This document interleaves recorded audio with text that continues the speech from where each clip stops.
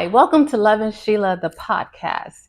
Today I'm going to share with you a part of my journey to contentment. You are enough. That's you are enough. And we need to come to a place of contentment. I'm Sheila, your host, and I'm not a therapist. I'm a typical woman. I work, I raised a family, I've been a wife, and I've got kind of caught up in that as my identity. That was it. And I'm sharing my story on how women, young and old, can reclaim their power, reclaim their identity, and walk in it boldly with power.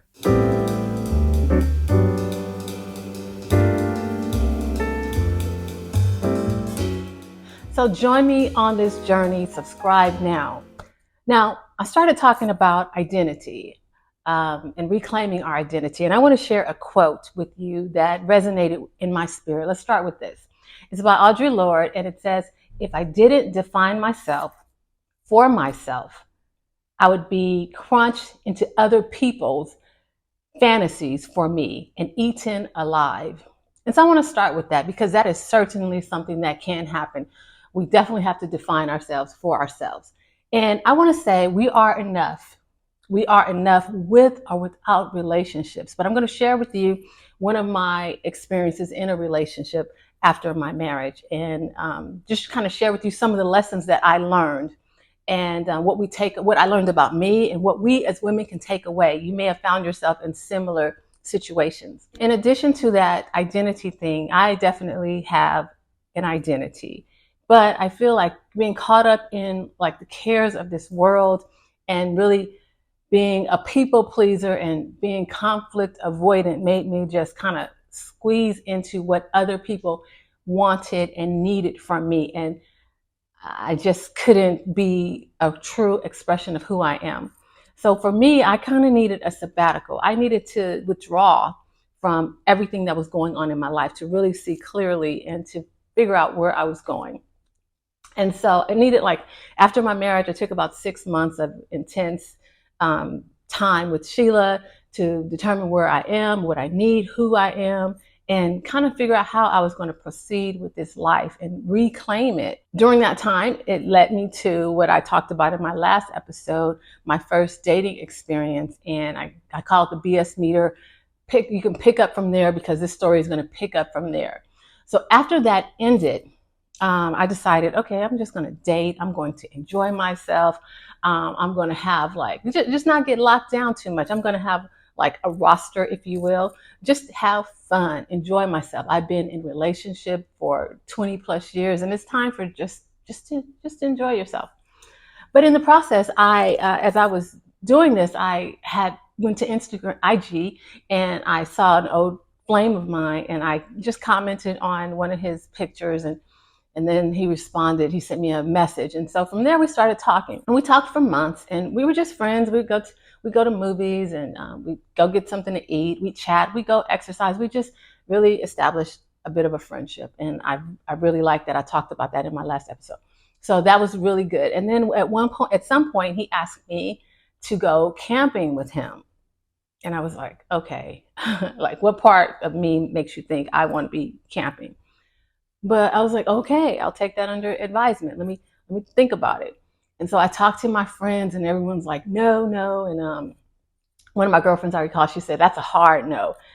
And against everything that I had been told, and against everything that I asked, I told him, okay, I'll go. And I told him, but remember, I'm not going to be at my best. Like, don't expect a lot from me because I'm totally out of my comfort zone. And I recall he said to me, I realize you're taking this on the chin. He was a boxer, so he was talking, and I think he talked in boxing lingo. He said, I realize you're taking on this on the chin. I got you. And it resonated with me because I felt like he had me. I really trusted him. So the day came, and we took the trip. He picked me up, and we're on our way. And as we're going, he's telling me his interest in me, and he's also sharing with me that he's ready for all the responsibility that a relationship entails. And I'm freaking out in my mind. I'm like, oh gosh. I'm like, we're just getting started. We got a couple of days and now we're into this, and I'm not ready for a relationship. I'm not trying to have a relationship. I'm like, I had braided my hair. I'm like twisting my braids, and he's like, he could see my nervousness, and he commented on it. But I was just like, oh gosh, I'm in deep water yet again. And so we talked, and I guess we made it through that conversation. I think it ended because I wasn't really prepared to have it. We get to the campsite and we're camping, and we spend obviously we're spending a lot of time together, and we talked, and a lot of things happened. Like I got a phone call from my ex, and it kind of disturbed me, and so it opened up the door for me to talk and to share a little more. So I shared my story with him, and I remember laying in the campsite, just tears running down my eyes. And what struck me is he let me cry, and he listened, and I just felt really like open. I felt like he was there for me, and it really opened the door. I feel like we really bonded, and so he was just there for me, and I needed that at that time. And so we come home from our camping trip, and shortly after, he expressed his feelings for me, and further his desire for us to be in a committed relationship. And I kind of took my time with that. I was like, I don't want to do that right now. I was holding on because I yet had dates to go on, honestly, but just being honest. So eventually I told him, I said, we were talking in our boxing language, and I said, you're really working my body, because in boxing, as you work the body, the guard comes down and you become more exposed. And I felt like he was exposing my heart. He was really getting to me. And so at a certain point, I just couldn't resist any longer. And he and I became an item. We got started a relationship. And I had to get rid of everything else that I had going on. And like one person I remember kind of ghosting. And I'm only saying that because I'm probably going to talk about that in subsequent messages. So we have our relationship, and I'm at a point where I'm just practicing everything I learned. I'm trying to be loving, considerate, thoughtful, affectionate, everything that I have learned in my Lovin Sheila journey, Dr. Clouding, and all that other stuff, just applying it, because I'm trying to be the best version of me in a relationship that I can be. I'm healed, I'm whole, I know better. We're not going to lose ourselves. We're going to be very intentional. So I'm doing everything that I think I need to do. I started to feel a little ignored, just not in my mind, and not to say I wasn't in his mind. I didn't feel prioritized. I felt like he was, imagine this, elusive. The same thing that my friends had said previously, and my brother said, don't you think he's a little elusive? And I kind of just like blew him off, and I was like, that's just how that's just how he is. So I occupied myself doing the things that I enjoy, and trying to like fill in the things that he wasn't doing for me and with me. I did it for myself, and I tried to make myself believe that was enough, and that was sufficient, and I was content. I was happy. I leaned into all my romance, my affection, my communication, my expression. I was being a full expression of Sheila in my identity and who I am, the romantic person that I am. But what I realized is that I chose him, I chose him because he wasn't what my previous partner was. He gave me a feeling of protection. On our camping trip, I asked him, are you romantic? He said, well, if that's protecting you and walking you to the restroom here at the campsite, then yes, I'm romantic. And that was really the answer. I just chose not to pay attention, because he wasn't romantic, and that's fine for whomever is okay, for whomever it's fine with. But what I realized is that I was happy that he wasn't my previous partner, and that he didn't have the attributes of my previous partner. He was calm, whereas my other one was kind of a firecracker. He was protective, where I felt the other one was kind of sometimes threatening. I didn't feel protected. He was big, all these different things. And so what I saw in him was he was everything that my ex wasn't. He offered things my ex didn't, but he didn't add the things that my ex did. He demonstrated love in a lot of different ways, and there were a lot of external ways, things around me where I was like, love me, touch me, be sweet to me. Not everyone around me like take care of me. And that was what I was feeling. And so I'm beginning to realize that the relationship was built on what I didn't have in my previous relationship, not what this one was offering me. He's really nice. And he said to me, no, he's not, I don't see it, but he's not, you're just saying he's not like your ex. Maybe he's not mean at times, but he's not that nice to you. So over time, I began to see this and started to feel the missing pieces, started to see what it wasn't, started to see what I was missing in this relationship. The missing pieces started to stand out. And he was not loving me the way I wanted to experience love. And that was not enough for me. And I had to realize this is not enough for me. Yes, it's fine. It's okay. It's good. Those are added dimensions, but it's not enough. And so fast forward, just to end this story. One day I went out with a friend, and when we got home, he had called me and I didn't return his phone call. I just went to sleep. And so the next day we didn't talk, and then I texted him and he kind of gave me like a smart response. And just so happens then it was Thanksgiving. And so he came by my place and kind of mentioned it to me like, oh, you didn't call me. And I said, oh, no, I didn't. And I didn't really offer an explanation because I think over time, his elusiveness and his lack of communication and making me feel like a priority, maybe I had built some resentment. So I was like, so I kind of took an attitude of, this is what we're doing. No, I didn't call you. And I wasn't going to apologize for it. I just was like, I didn't. The things that he had invested in our relationship over time, the things that I had communicated that I didn't receive, meaning affection and just affection and attention, and making me feel like he was attracted to me, which sometimes I didn't feel that way. And I know it sounds bizarre. It was just like there was a limit. There was a limit, and I had reached my limit. And so now I have no apologies. I'm like, okay, well, no, I didn't call, and I'm not going to apologize. And that's what we've done. That's what we demonstrate. That's the behavior that we have. And so he stayed at my house for about 30 uncomfortable minutes, and then he left. And I remember watching him leave, and I intentionally didn't say, okay, call me when you get home or whatever. I just watched him walk away. And when he walked away, he didn't call me he didn't call me. Days went by and weeks went by and we didn't talk, and our relationship just stopped. I had had enough of pretending that everything was okay and that this was acceptable. And maybe now I'm acting out or I'm matching energy. And I maybe that I wasn't intentionally doing it, but I wasn't going to explain myself when this was behavior that we did. This was common. So why was it an issue when I did it? So moving forward, that was the end of our story. It ended there.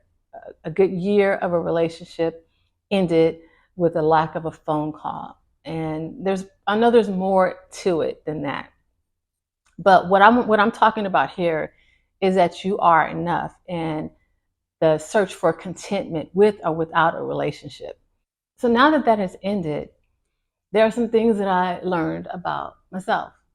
And that is, during this relationship, I still had the ability only to see what I wanted to see, to create the fantasy of this is good and I'm in love and we're happy and all is well and I'm content.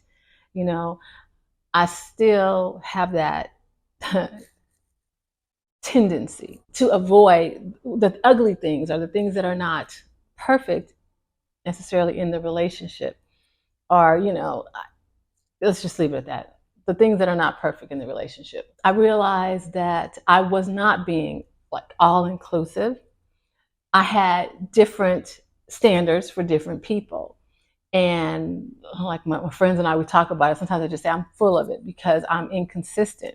And so I realized that what I expected from the previous partner, I did not have the same standard for this one. Things I accepted from him, I didn't accept from the other one. I was just really kind of all over the board, just really like a pendulum swinging and never being like consistent. Like, who are you? What do you want? What is a good relationship for you? It was undeclared, undecided. And I realized that I can't make excuses for poor behavior or for people falling short, because what I want is what I want. And If I need to be loved a certain way, those are my needs. And it's like water. It's like some things you just need, and some things you can't survive and be your best without. And I just had to accept that. I learned that I need to do a better job in adhering to my standards and my boundaries. Um, I had standards. I wrote them after the previous situation I had, just kind of giving me some guidelines of what I wanted and what I was looking for, and what works for me. And I can't just like go backwards and try and like maneuver it and make it happen. You got to kind of adhere to that, because the standards for me, they're not particularly like, okay, you have to make this much money, you have to live in this neighborhood, you have to be this tall or whatever. They're just some guidelines and things that are necessary for us to have a reasonable life together, a reasonable time together. So those are the things that I learned about me, and some things that I learned that I could do better with. And we all sometimes, that knight in shining armor comes along, we just want to go for it, or someone feels a particular need and we just want to go for it. But let's not be short-sighted. Come on, ladies, let's not be short-sighted. I know we do it. I do it. It happens. We're not perfect. We are evolving, right? And what I want us all to know, and what I want us all to consider as we move forward, knowing that we are enough, that we can be content with ourselves, with a relationship or without a relationship. And I said it previously, realize you are you are in control of the relationships that you participate in. No one can drag you into anything. We have free will and we have a mind, and we are in control of the relationships we participate in and how we participate. Again, if I said I wanted to date during this time, that I didn't want to be in a relationship, well, hold on. If that's where you are, because when it was over, that's what I went back to. So obviously that's where I was. I needed that out of my system. And so we're in control. No one can drag you into anything that you don't want to be dragged in, that you don't want to participate in. Recognize that and walk in it. You are in control. Remember that. Make sure that your wants and needs are being addressed. That's why I said you're in control.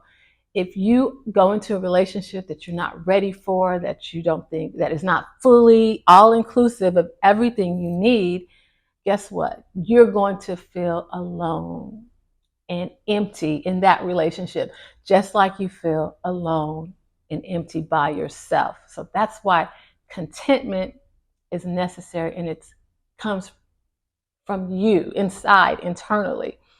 Trust me, relationships that do not address your wants and your needs will leave you feeling alone and empty.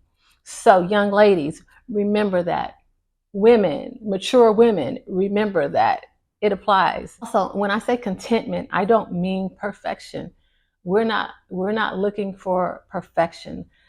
When I sit back and I say, okay, I'm in a good place now, it's not because everything is perfect. It's just that we know what weight to put on different things, what weight to put on our career, what weight to put on our marriage, or our relationship, or our dating, or our relationship with our children, our finances. We know the weight to put onto it, so it doesn't weigh us down.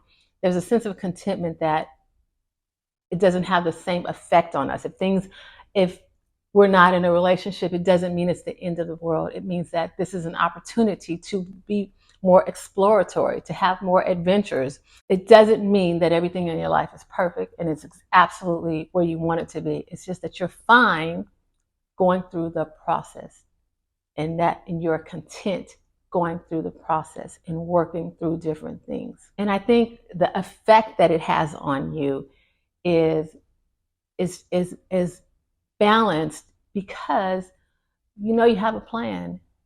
You know that at the end of the day, you're going to do the things that you need to do to take care of yourself, to take care of your finances, to take care of your relationship, and that you have a sense of equilibrium. Things are not out of balance. So it's important to just have a plan and understand that you are multidimensional and there are so many aspects to you. It's not just about the defining yourself through a relationship. There's so many more. A relationship with a man or a significant other. There's so many more things to you. And so as you start to develop those things, I think you'll find more contentment. So work on that. Know what your interests are, your hobbies are. Get some hobbies. Do whatever you need to do to find your equilibrium, to find your balance, to find your peace.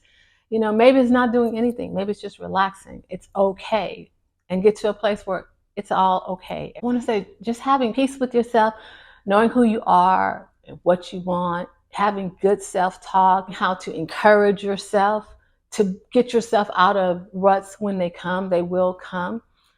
Knowing, like, just really knowing yourself and, like I said, your tendencies and what you're prone to. If you're prone to depression, recognize that. Know it. If you're prone to promiscuity, know that. Whatever it is, just know yourself and talk yourself through it. Say positive things. I used to tell myself a lot when I would go to work out, well, how did I get here? Like, why am I here? And I said to myself a couple years, I'm not going to say that anymore. I know why I'm here. I'm here because I want to climb this mountain. I want to get stronger. I know. So no need to be self-deprecating. Let's just do it. In addition to that, kind of goes hand in hand, a zeal for having an understanding, curiosity, understanding why we do the things that we do, why we're made this way. There are some things in me, quite frankly, I think they're different. Also, I won't say ridiculous because that might have a negative connotation. They're different. They're bizarre. But I embrace it. I'm like, okay, that's how I am. That's how I'm made. As my friend says, those are my factory settings. I'm made that way. So I have to work with that. I understand that's Sheila. That's a component of me. That's who I am. And there's some things that you're going to find. That's just who I am. I'm always going to lean this way. I'm always going to be directed in this way. So figure out what those things are and figure out how to make it work for you. It's not going anywhere. It's going to be right there with me. I know Sheila. I know the road she's going to take, how she's going to take it, and she might not make it the easiest road, but I embrace it. That's her. Like, that's the adventure. I'm adventurous. So now I might just say, oh, I'm adventurous. But have a zeal for understanding and some curiosity for who you are and how you got there and why you are that way. So you will be easier on yourself. So you won't have the negative self-talk where you just know that's me. That's how I get down. That's how I do it. Remember that, because that helps you to have grace for yourself and to embrace yourself. It kind of goes back into that peace with yourself. One of the most important things I want to say is, and it's something I had to learn, a relationship is an addition. It's an enhancement. It's a supersizing, if you will. Meaning, when you go to McDonald's or whatever and you get it bigger because it's more and it's more filling and it's greater, it's an enhancement. So the relationship is an addition to your life. It's not a subtraction. So anytime you move forward and committing yourself into a relationship, understand it should bring something to you. And I'm not talking about material things, but things that are intangible, things that connect you, sharing and making life a little bit more enjoyable and a safe place to be vulnerable. It is going to enhance your everyday experiences.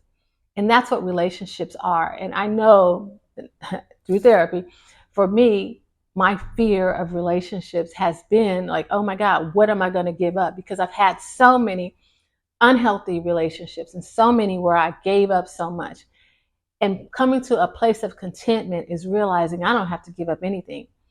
All the wonderful things that I am and everything that I've worked so hard to achieve and to get to this point where you feel like you're in a good place. A relationship doesn't have to detract from that. A relationship, a healthy relationship, will contribute to that. It will be an addition, not a subtraction. And know that. So everything that we have learned, everything that we have stood firmly in, continue in it. Bring it to the relationship. Enhance the relationship with that. You are enough. You have been, for lack of a better word, chosen because you're enough, because you're so much more, because someone sees everything that you are. And if they do not, that's fine too, because you know it. You are enough. So we don't have to get our validation from clicks, from likes, from anything like that. Our validation, our acceptance, our love comes from us. And it doesn't matter if we're in Paris on a romantic getaway or if we're sitting at home watching TV in our bedroom, watching some reality or whatever.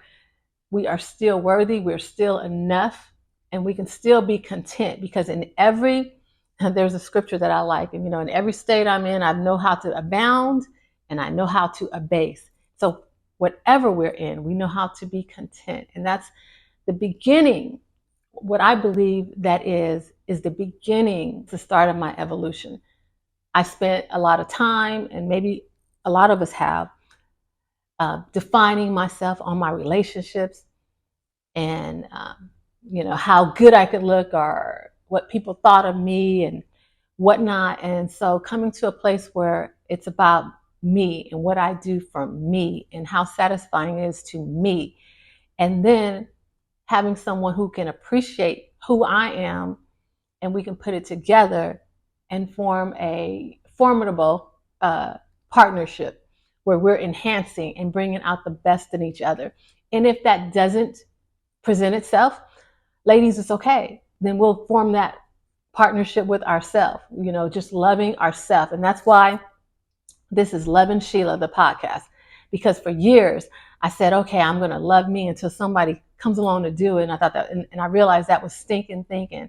I'm going to love me, and I'm going to do the things I love, and I'm going to embrace me, know me, talk nice to myself, be sweet to myself, spend the time and be curious enough about why I am who I am, so that I could be a better Sheila and have contentment and have peace, and not seek for that externally. And I know a lot of us are seeking validation externally and things that people can say or do. And trust me, I love compliments. Everyone who knows me knows I love it. Keep it coming. Flattery and all that kind of stuff. Yeah, I love it. However, it's not the definition. And if no one ever says another kind of beautiful thing to me again, just being in a place where we can be content by ourselves, with ourselves, and love ourselves. And this is foundational for the evolution that we are participating in, for the journey that we are going on. We don't have to have relationships that don't fill every spot. It's all inclusive. Like if you like to go on vacations that are all inclusive, that's how you need to choose your relationships. Let it be all inclusive. Everything that you desire, not just swinging the pendulum from what you used to have and making sure he's nothing like him. No, what you want is what you want. And I don't think I need to explain that. What you want is what you want. And let's walk in it. We are enough. So ladies, I'll leave you with this. Recognize your relationships do not define who you are, how content you are. You are enough. Your relationship, again, determine who you are, what you want, set your standards, believe in yourself, and take care of you. Spirit, soul, that's your mind, will, and emotions, and body. You are whole. You are created whole. Reclaim it. Reclaim your power. Walk in it. You are enough. Reclaim your power and your identity, and be bold and walk in who you are and who you're created to be. Thank you for watching. As I leave you today, I just want to say, don't forget to subscribe to my channel. Share with your friends. Let's build this community of bold women living out their best, most creative, most empowered life. And that's what we're here to do. And I will see you on the next Lovin Sheila, the podcast. Until then, make sure you take care of yourself. Mind, soul, and body. Bye for now.